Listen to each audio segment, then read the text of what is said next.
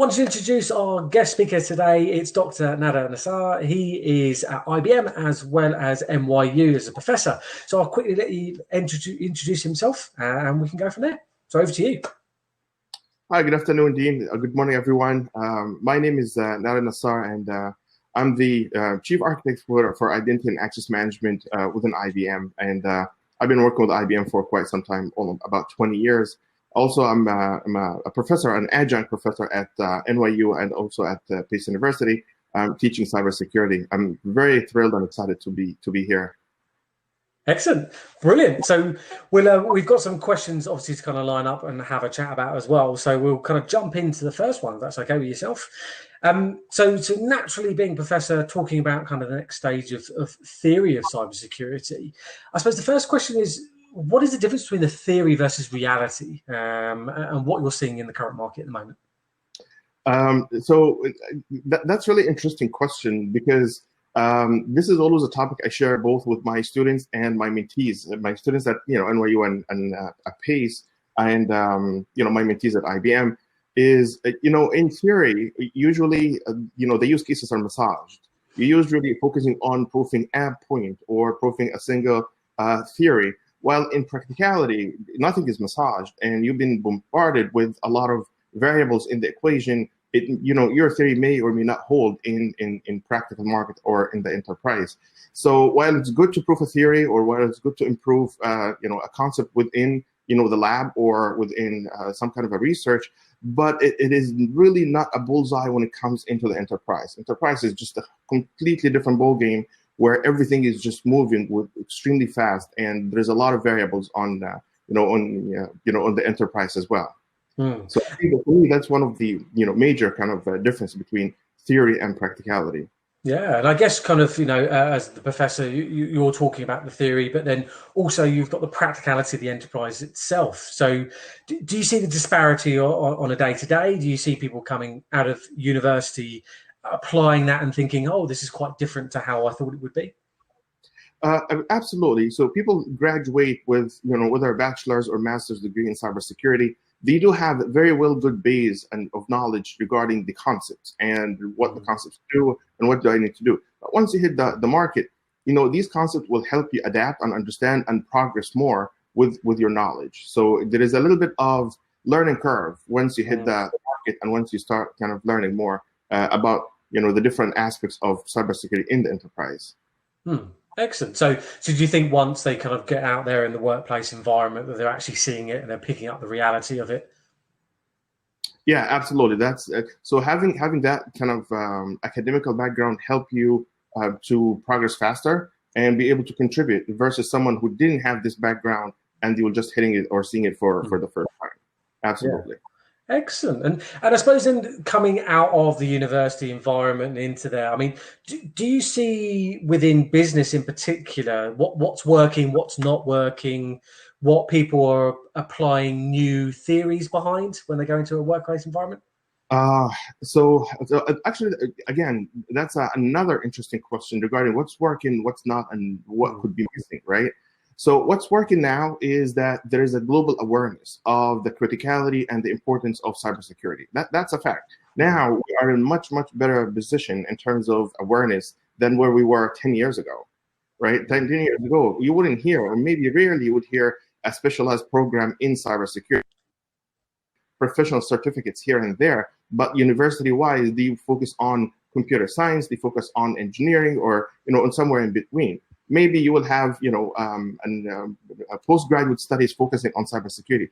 But now, almost every university or many universities adopting cybersecurity education, just focusing on that track. And now they are even taking it further down the stream into the undergraduate studies as well. So you will see a lot of elective courses in cybersecurity, some bachelor's program in cybersecurity. So that is working. That is working well, actually. What is really not working, or what is missing, is the gap. There's a huge gap right now between academia and research and practitioners and executives, C-level executives, the one who at the end of the day make the decision, right?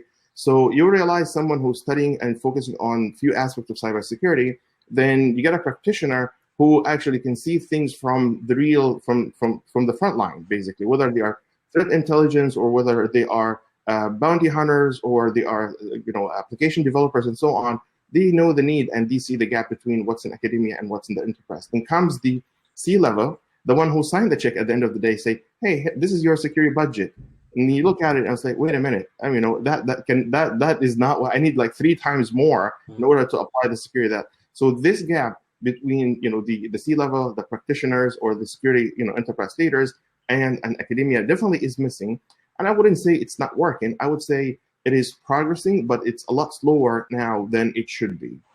A lot of awareness needs to be applied into the higher level when it comes to making cybersecurity decisions and budgets and allocating priority to cybersecurity. Yeah, okay. And that's quite interesting to hear, I guess. It's that there's always going to be a balance between budget and kind of what the end product is. And I suppose the awareness is there. It's just applying that across the board with kind of individuals coming through. And do you think there's a lot of additional on-site training, so in the role training itself for graduates that they're perhaps not getting during their studies? Is that an aspect? Yes, that is an aspect, and it's improving, as we speak, semester by semester. Because right now, we used to look for, or in general, when I say we, I mean the enterprise in general. We used to look for computer scientists or computer science students. Now there are a little bit focused on, no, I would like to have someone who studied actually cybersecurity, because in this case, I don't have to go over the basics with them, and I will just explain to them what we are doing, and they will be able to, apply what they have learned into, the. So internship right now, there's more opportunities for cybersecurity students in the cybersecurity area, and there's more demand and awareness between the cybersecurity practitioners, when it comes to having opportunities for and training, internships, and so on, co-ops, and you name it, to cybersecurity students. Definitely increasing in a positive way. Excellent. Okay, and I suppose that kind of moves on quite nicely into kind of what the next lot of hot skills are required for the future, because I'm sure everyone within the cyber world knows that cyber is constantly evolving and kind of the next big thing. We can't sit still. So what would you say from your personal experience is the next hot skill that we'll be looking for from both a graduate and both those people within roles as well? So unfortunately, there's no hot skill like as a singular, right? There is it's hot skills. There are plurality of skills that are on demand right now. And I wanted to say, if we start from like the application level, right? Have the web developers and application developers with the cybersecurity frame of mind, and this what we call it is security-driven development. When we start agile development, when we start moving from waterfall into agile, we start looking at what we call it TDD, which is test-driven development. You create your test cases, then technically speaking, they all fail at the beginning of your development cycle, and as you progress, you make sure that every one of these test cases succeed, right? And once you check all of the test cases, then that means my code is fulfilling all the test cases. Now you take that and you project it on the security aspect of things. That's where we call it security-driven development. Now I need to write all the security test cases up front, just focus on security for my code. And in the beginning, my code will fail in every single security test case. And as I progress my code, as I develop, then I start kind of testing all of these use cases and make sure that at the end, before I check my code in, all of the security use cases kind of so having that security mindset is one of the hot skills. And what does that mean? It means really understanding the different web application vulnerabilities, understanding server vulnerabilities, network vulnerabilities. So having that basic understanding so that you can start driving your test cases, security test cases, that is definitely one of the keys, one of the hot things. And speaking of hot skills, right? So that's one kind of big giant track, but also having kind of secure DevOps, having someone who's running my DevOps practice in applying security within the DevOps cycle. So having that also is one of the hot skills. You have a lot of DevOps leads in the market, and they're all good. But how many of them have that security aspect of things, just to make sure that when I start this DevOps cycle, security also is intact, and also I'll be able to call it out. So security DevOps is one of the hot keys in the market right now. Security application development is one thing. And the other rising star in that field is identity and access management. So I'm a chief architect of identity and access management. So by trade, I would have a soft spot in my heart for IAM, identity. And one of the challenges here now, And actually, that will circle back to the previous question you mentioned, or the previous topic, which is what is missing. Unfortunately, identity and access management has not made it into the mainstream academia just yet. You might find a course here, a course there in terms of identity and access management, but it didn't catch up into the mainstream the same way application development or OWASP 10 has made it, right? But to all the professors out there and to all the students out there, you really need to focus on identity and access management as a skill, because it's really, really hot in the market right now. Yeah. And it is on high demand, and I can tell you that, with my eyes closed. Yeah, and do you think, therefore, and I'm sure professors may be listening, to kind of incorporate that within a kind of a module? Then is that what's required, do you think? Well, I wouldn't. So required in terms of having a skill for identity and access management. I think, yeah, from an enterprise level, absolutely, right? Because right now we are moving from a traditional development into a cloud-based development, into an integrated development between containers and service-to-service communication and so forth. And all of that is built solely on having a very well healthy, established identity and access management model. Because I'll tell you, what is the first thing, or one of the first things a hacker trying to achieve once they break into a network or into a company or into a database? They try to elevate the identity. They try to find an elevated ID or identity with privileged access so that they cause the damage that they wanted to do. So now understanding what is a privileged identity and how to manage that and how to manage functional identity and service ID is definitely a key. Now we need to take that and bring it down into the mainstream academia so that these students come up with the right level of education and awareness and the trades of the market, so that they're able to apply that. Yeah, and I suppose that kind of then goes into your kind of role now, isn't it? And as you kind of mentioned, you're going from kind of the IAM architecture kind of point, the perspective at IBM. So do you see that as a big focus within your current role? Is that something that you are upskilling many people on, or kind of getting awareness within the industry sector? You talk about generally, or talk about from IBM perspective? From an IBM perspective, I guess, yeah. Well, so IBM is unique in every single way. First of all, it's a small company of about 400,000 users, right? It's like almost like a 400,000 employees. So it's like a small country on its own, right? And the other aspect for IBM that make it unique, it is over 100 years old company. So we were there, from the beginning, pretty much. We invented personal computing and personal computers and so on. So as we progressed, the whole concept of identity and access management concept evolved, right? Initially, it was in a certain module on modularity. Then we start moving this forward and to accommodate it. So having that transition from initially mainframes and PCs and very old systems into modern PC and then into the cloud, that transition has definitely teething.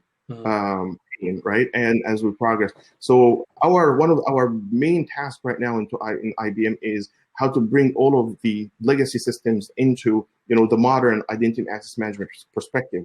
How to bring everything into a single pane of glass, where I'm able to look into that single pane of glass, that I'll be able to identify the risks, who got the and there's an SOD, separation of duty, applied, or there is a conflict of interest right there between you have a certain single privilege or single entitlement as a buyer and as a seller at the same time for the same application. Yeah. That is one of the use cases. So the point here is, from an IBM perspective, it's a journey right now, and we are in the state of where we're trying to modernize the whole concept of identity and access management framework within the company. Yeah. It's a really interesting job. Yeah, and I guess you briefly touched on it there within the cloud. I guess that's had a very large knock-on effect in kind of how IAM is working and kind of the risks that are associated with that. And do you think there's a bigger risk now with the likes of more home working in the current situation? Does that bring another element into it as well? With moving to the cloud, you mean? Yeah, indeed, yeah. Oh, absolutely. So the whole concept of moving to the cloud, it brings a lot of challenges, right?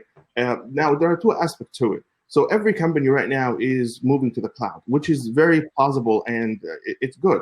But in order for you to make that move secure, you really have to kind of understand how the cloud works, and you have to have enough kind of technical depth to be able to set up your cloud presence in a secure way. Hmm.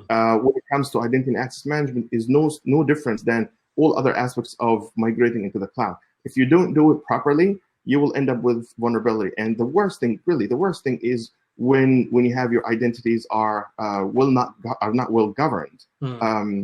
And in this case, you have an employee who left the company, their ID is still dormant, then somebody else will be able to gain access to this ID and start leveraging, and over a sudden you have an attack right there. Yeah. Okay. So I mean, there is still plenty of risk, isn't there? I mean, there really is to kind of Absolutely. elements. Yeah. And we're talking from a technical perspective, but then we've got to also put the human element into that as well, haven't we? And kind of take that into consideration, I guess. Absolutely. So the human element plays a major role into it, because with the weakest element into this chain, cybersecurity chain, is the human. All right, this is a kind of a known fact. So as part of you can apply as much governance as you can, but without really training the human or training the operators on the cloud, or even on your regular non-technical employees, then you will end up vulnerable. You'll end up with a backdoor or some kind of an exploit that waiting to happen. Yeah, excellent. Okay, and from a academia point of view and perspective, I mean, who are the leaders out there? I mean, who are the professors that are really focusing on this that you might be able to kind of reference? So for academia, so I'm talking about my personal kind of perspective here. Yeah. So there are two professors I'm really big fan of, and I do follow on LinkedIn. One of them is, I just want to get the name correct here. Sure. It's Dr. Mansour Hasib, and he called himself Mr. Cybersecurity or Dr. Cybersecurity, and it's a very well earned title. I'll tell you that. And he approaches the cybersecurity from the leadership perspective, right? Of course it's from the bottom top approach, but also it is a top bottom approach. And if you have to have your leaders aware and understand cybersecurity, and you have to have a well-managed cybersecurity practice. So Dr. Mansour is one of the figures, or one of the LinkedIn figures that I follow. He got a recent book actually published, and again it made a big wave, and I highly recommend it as well. I just wanted to get you the name right there. Sure. The book's name is Cybersecurity Leadership, Powering the Modern Organizations. And again, a very interesting, good read. I think it has on Audible as well, so you can get an Audible copy or you can get a written copy. The other professor I'm personally a big fan of is Dr. Darren Hayes. And he's a professor at Pace University, which Pace University, to me, I consider at home. I've been working with Pace University for quite some time. And actually one of the teaching staff for the newly accredited cybersecurity master's program at Pace. So, which is really, and I can actually talk about that in a second. But Dr. Hayes also is looking at it from the forensic type of, from the forensic side of the house, where he also had a new book called The Practical Guide to Computer Forensics and Investigations. Again, he's very interesting, and if you check him out and check his profile, get so many interviews in the area of digital forensics and mobile forensics, and that also is really interesting topic. Especially when it comes to forensics, Dean. I always tell my students, what's worse, than being hacked? Worse than being hacked is being hacked and you're not knowing about it. Right? So over a sudden, someone or an organization got hacked and not knowing that they got hacked, that's really bad. That's worse than just getting hacked. And you know what? Now I have enough for forensics. Now I know that there's a breach somewhere. Let me run my incident response. Let me try to contain this.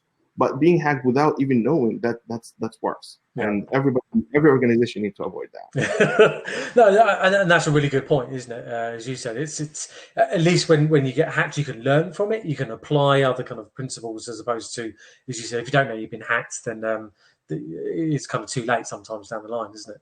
By all means, and especially with industries now, we see it in the media on a consistent basis as of ransomware attacks, email phishing, and the whole lot. Really, it is quite scary that any organisation is very much kind of open at this particular point.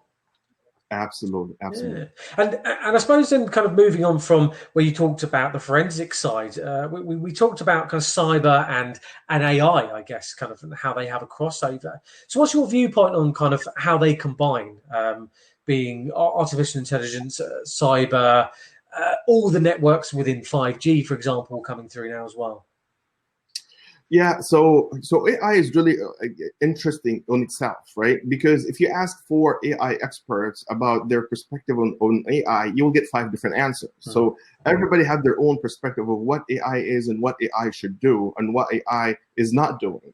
So I would say it's a little bit fluid when it comes to both machine learning and AI, right? And everybody's using that term very casually, unfortunately. But again, we are in the I don't want to. In my perspective, again, it is the early stages of AI. We are not really fully fledged into AI yet, right? Everybody's using bits and pieces of AI, and that's a claim to make, right? I'm using, hey, it's AI powered, intelligence, or it's an AI powered, recommendation system or e-commerce or whatever the case may be. But when you look at AI and cyber, now what we are really trying to do here, and when it comes to cybersecurity, we are trying to protect. That's a fact. We're trying to, investigate, and we're trying to react. So you're protecting, of course, that you don't want to get hacked, and you're trying to investigate if someone, get hacked, or an organization, and you're trying to, manage this. Now, the role of artificial intelligence here is really to anticipate all of that. I want it to be at a point where my AI engine, or my cybersecurity or AI powered cybersecurity engine, would tell me that there is a vulnerability could happen, or that you are, vulnerable if X, Y, and Z happen to you, or if these data reached out in that level or that threshold or that point. So AI would be, would help cybersecurity when it comes to anticipating, and I don't think we are there yet. No. There is intelligence, yes. There is forensic and analytics and dashboarding, tons of it out there. But I need to know about this before it happens, and I want to count on AI to tell me, wait a minute, this is going to happen. And let me give you an example.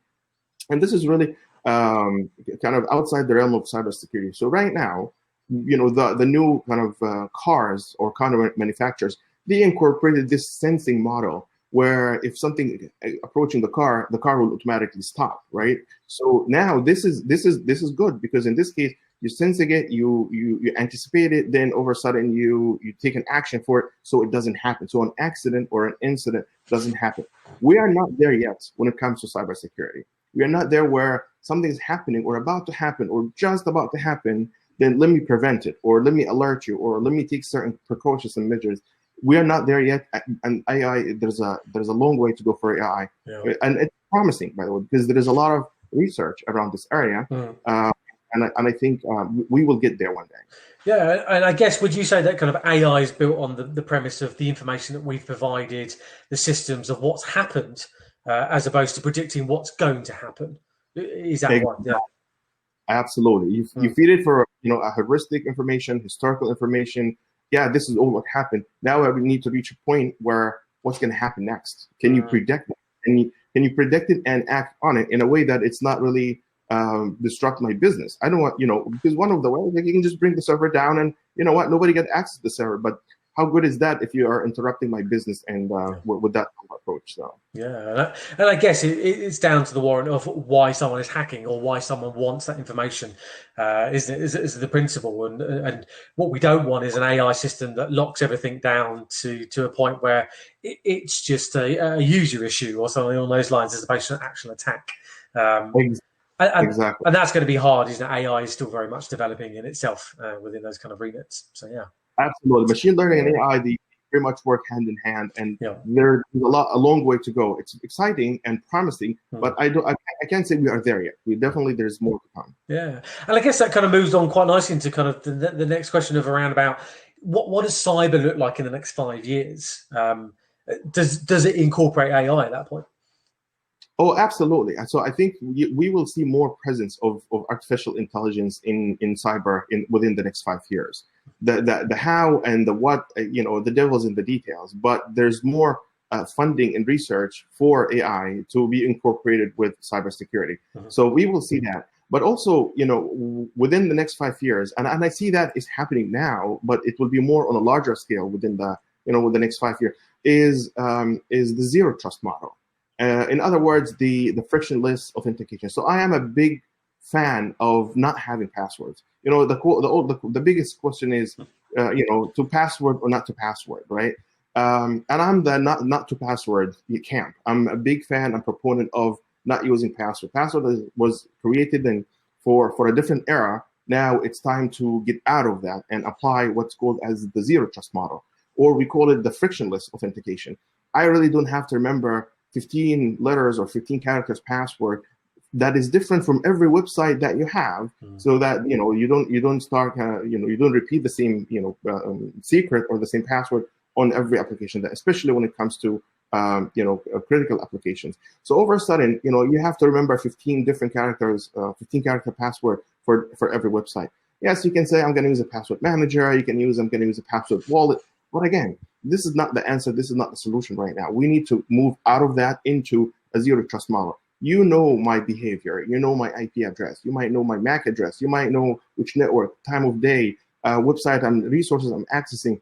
We are in the process of building, and when I say we, I mean the cybersecurity community and the different vendors within that is really embracing the zero trust model. There's so many companies right now. They are adapting that. They are marketing it. They are selling it. And I would see within the next 5 years that will take mainstream in the cybersecurity community and the enterprise as well. Yeah. No, and that's really interesting, because I guess where people have seen the advancement in biometrics or two-factor authentication and things like that at the moment, it's still a process of, there is still data, there is still a password at the end of the day, isn't it? So it's, as you said, if we can predict that, or have a machine to do that for us, making our lives easier, then yeah, surely it's going to be a lot better. Exactly, and I'll tell you. So a few years back, I was in Dublin. I was in Ireland, actually, in Limerick, which is a wonderful place, by the way. And so we're talking about because Limerick, that has a large popularity of senior citizens there. We're trying to understand what are the pain points that they have from a technical perspective. And one of the things, like I have to remember all of these passwords. I end up writing it down in a piece of paper or on a file, right? So, well, it's not just, I mean, this was the first interaction with reality, but the fact is, what happened in Limerick, at least the experience I gained there is, pretty much you can replicate it everywhere. Now, employees writing passwords on a file or on a sheet or a small sticky note, and that need to go away. It will go away through, zero trust and, frictionless authentication. And I think that's where the industry is going with the next 5 years. Yeah, and I suppose that's from that side of the element. I mean, in regards to IAM and kind of what you're kind of focused in on at the moment, do you see that developing in its current format, or is that moving to the zero trust? Is that the end goal potentially in the next 5 years? Oh, that's another good point, and thank you for bringing that up, because so IAM is authorization, and the password and the whole kind of password and is part of the authentication. Eventually, once we move into the zero trust, and don't quote me on that or take it with a grain of salt, but those two, the authorization and authentication, somehow there will be a little bit of merge in between. I need to know who you are in order for me to authenticate, to authorize you for a certain resource, right? In order for me to know who you are, either I will challenge you with a secret or challenge you with a biometrics. But with the zero trust model, now I will avoid that, and I will build enough trust about the request that you are making that I will dispense or I will authorize you to access that particular request or not. So there will be a little bit of merge in between auth in and auth z with the zero trust. Yeah, brilliant. Okay, no, definitely something to look out for. I think it's very feasible in the next 5 years, even the next couple of years. That's going to happen, isn't it? So it's definitely one for everyone to kind of be aware of. It's definitely developing, absolutely. Yeah. So kind of as a bit of a summary, then, kind of as an endpoint, if you are listening to this and you're coming through finishing a master's degree, looking to get into that career, where would you, as someone who is both kind of from the academia point of view as well as the enterprise aspect, say to focus in on? If I'm a student and I want to go into that next big cyber, where should I look for? So, okay, if you are from the academia and kind of graduating, rising senior, or about to graduate and hitting the job market, my advice is, it's not about how many books you read or how many certifications you have. It's about what you have done, right? And I do a lot of interviews, for IBM and for my team, and sister teams as well, and so on. I meet a lot of interns, and my advice to everyone is, when I look at your resume, I really need to understand what you have done. And you should be ready to show me what you have done. So for example, if you have a Git repository, make sure it's really active. Make sure it has something that reflects your knowledge, your expertise. If you work on a project, for example, with your professors or with a particular course, make sure that is documented. Not just you submit it, you get a grade for it, and you move on. No, this is actually an opportunity. That's an asset that you created in that field to prove that you have the credentials and the capabilities to deliver it. So you take that and you put it in your Git, or you write an article about it. So building that that technical eminence, and whether it's your code level, whether it's your project that you created, that will put you in a position of I'm credible. I'm able to take that job and apply my knowledge into it. When it comes to certificate, right? I realize that a lot of students, they treat certificates the same way they treat their textbooks. Let me just finish this. They start having a long line of certificate, 3-letter acronyms. Then when you ask them, when you start deep diving, you realize that they just read the book or get the materials, they get the 3-letter acronyms, and they moved on. That's not good, right? So the idea is, I'd rather if you have a single certificate or a couple of certificates plus your master's, and you have enough depth into it, rather than having 3, 4, 5, 6 different certificates all around, and your knowledge is very, very shallow into it. Yeah. So which way you go, always build the depth of your knowledge. I'd rather have 1 or 2 areas that I'm really well versed on and have enough proven knowledge than having a shallow kind of knowledge that I can just throw the buzzwords on every track. Yeah. That would be my advice.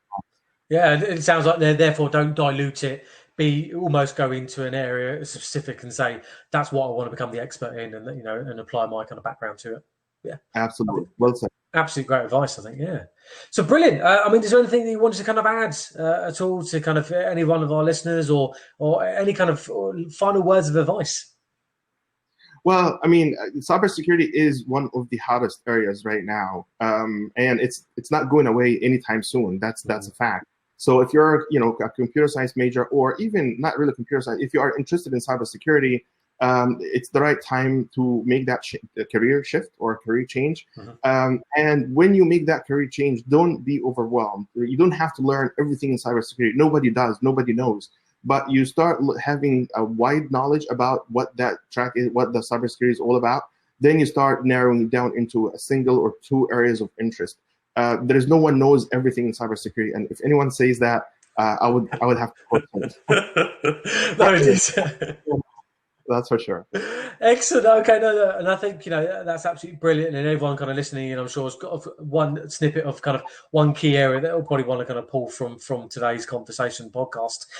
What I'll do is I'll put our kind of contact details within the information. So obviously, feel free to reach out to Dr. Nader or myself if there's any kind of questions off the back end today. But I really appreciate your time. It's given us a really good insight, and naturally, I'm sure there'll be some interest and maybe even a part 2 to kind of get some kind of feedback from today. Looking forward so much, Dean. Thank you. Excellent. Appreciate your time. Thank you. All right. Thank you. Take care.